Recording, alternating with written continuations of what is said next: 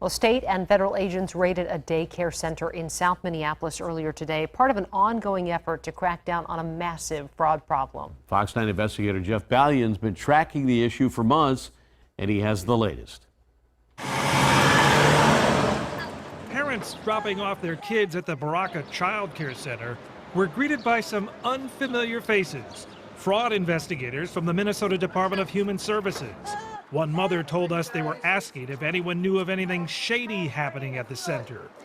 Agents from the State Bureau of Criminal Apprehension and the Secret Service also took part in this raid. Armed with a search warrant, they confiscated cell phones, computers, and documents as part of what's being called an ongoing investigation of child care funding fraud. The state currently has 10 centers under investigation, suspected of stealing millions in public subsidies meant for low-income families to pay their child care.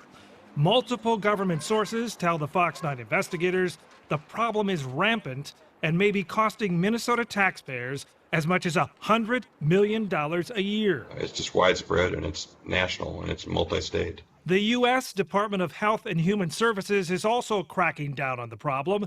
It reports that nationally in 2015, more than $300 million in improper payments went to daycare providers.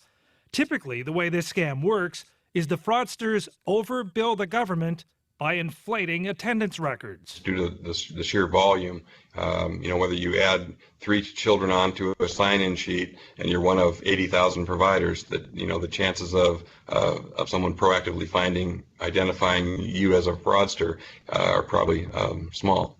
A check of state enforcement records shows the Minneapolis center targeted in this latest raid was cited last month for lacking documentation that one of its teachers was qualified for the job.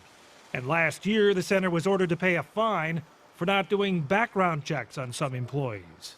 We tried contacting the owner of the daycare for a comment, but he has not returned our calls.